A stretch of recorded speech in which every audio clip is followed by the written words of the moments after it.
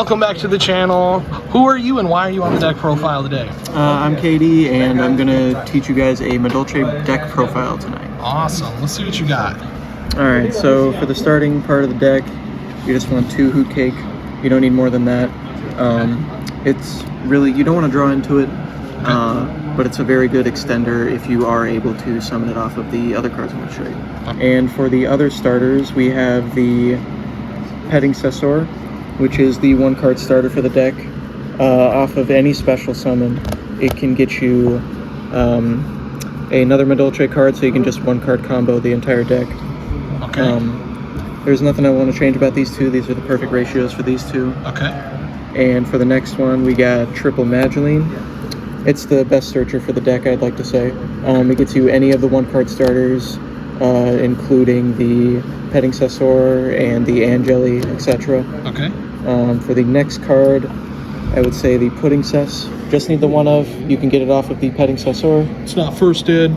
Just kidding. But yeah, it's a very good card. It'll lead you into most of your Xyz plays, so that you can just keep extending and doing whatever you need to do. Okay. For the next card, we got Triple Ash, and the reason I run that is because it's just a staple. For the next card, we got the Madolche Angeli. I would definitely keep this a 3-of in the deck. It is a normal summon that you can tribute it to get any sort of Madolche from your deck. Okay. And what you normally want to do is normal summon Angeli, tribute it, summon the Petting Sessor. Petting Sessor is going to get you the Pudding Cess, so you can go into all your Xyz plays. I would not change anything about that. It's probably one of the best cards in the deck. For sure. For the next cards, we got Double Messengelato. Okay. You don't need more than 2. You don't need any less than 2. What it does is, on a once per turn, you can get any spell and trap in the deck. That includes Salon, Chateau, Ticket, Promenade, anything. You could get anything in the deck on a once per turn, so you can just keep looping the Messengelato if you need to. Okay. For the next card, I run just a single draw. It's just a cross-out target. We don't need to really run any more than just the one, unless you want to side in the other 2 copies. For the next cards, though, we got Triple Fenrir. It is very good in this type of deck. It's an earth monster, so you can keep going with all the effects, and you can just keep gaining advantage off of all the other engine working together, like with the Vernisylphs, for example. And speaking of the Vernisylphs, we play 2 Flourishing Hill, and we do play 3 Ducky, but I don't got that 3rd one right now. The reason why you only play 2 and 3 is because this only searches the other Vernisylph cards, like the Thawing Mountains, the Ducky, anything else. For this, it can theoretically search anything in the deck. That includes any Earth Fairy. So you could get the Angeli off of it, you could get the Petting Sessor off of it, you can get just about anything off of it in the deck. It is very good. I definitely recommend it, especially if you want to keep the normal summon for the Madolche. For the next cards, we got a Veiler, and we got Double Orange Light. So for the Veiler, it's mostly a cross-out target. It's been used a lot in this format. And for the Double Herald, you'll be using it a lot with a lot of the other cards, like the Angeli, Petting Sessor, the Vernisylphs even. And then doesn't Voiceless Voice also play that right now? So you could technically cross out that as well. Yes, it is a good cross-out target for Voiceless Voice if they do play it, because it is the fairy tuner.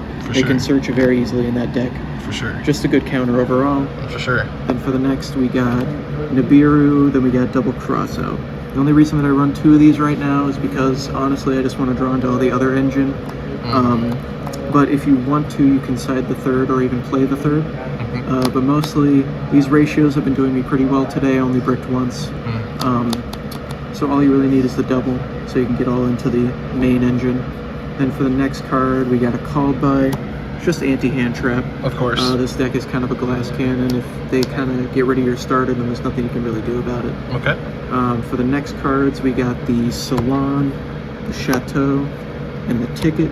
These are probably some of the most important cards in the deck, especially the Salon, giving you that extra normal summon and a set off of any card in the deck. The Chateau, it really just extends your combos. It allows you to use the Chocolat a la mode to extend even more on a non-once per turn special. For Ticket, it's good to just keep looping advantage, and if you have a fairy on the field, you can just keep summoning.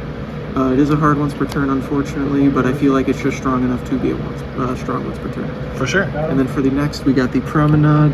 Honestly, for these ratios, I could just cut it to 1. Right. It's basically the Omni negate of the deck.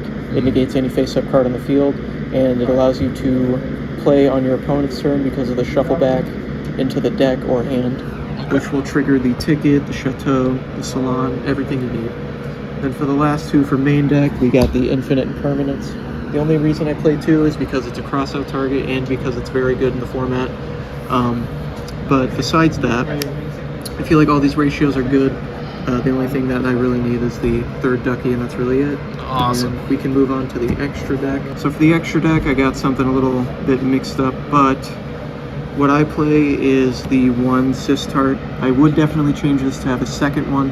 It protects your back row. It really just protects itself even, and if they try to attack or destroy it with like a Raigeki, it could just protect itself on a non-once per turn protection, and it just shuffles into the deck or adds to your hand, so you can just keep extending on their turn.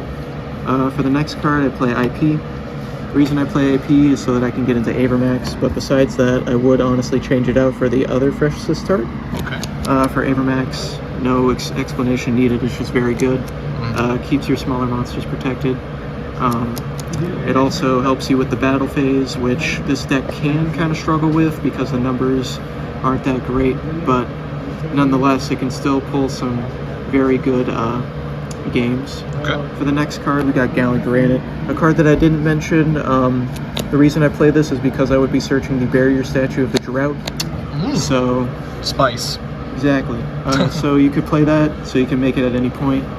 Search out the Barrier Statue, pitch it off of Vernisil, summon it. Just lock your opponent out of the game completely. Nobody's playing Earth right now, so that's pretty sick. You know how it is. For the next card, we got Baguska. The reason I play Baguska is because if things go south, you know, you got something to rely on. You just got Skill Drain. For the next card, we got Dweller. Dweller is very good for shutting down the Snake Eyes stuff, and it shuts down a lot more than just the Snake Eyes stuff. It's just a very good card that you can easily access on turn 1. Outside of the Petting Sessor, if you do not use that, then you are free to go into any rank 4s here, because Petting Sessor will lock you. Okay. I do play 3 Glass Souffle. Is this necessary at 3? Absolutely. Okay. It really helped out today. People tried to nib me. I said no, time to make this a Towers. So There it is. nothing bad to say about the 3 Glass Souffle. Okay. It also extends into the next card I'm going to talk about, which is the Double Pudding Cess. Okay. So this card allows you to get your combos extending even further, because on a soft once per turn, you could target any Madolche card in the grave, shuffle it back into the main deck, and if you do, as long as you have the Pudding Cess as material, you can detach any card from it, special summon any Madolche on a non-once per turn from the deck in face-up attack or face-down defense position.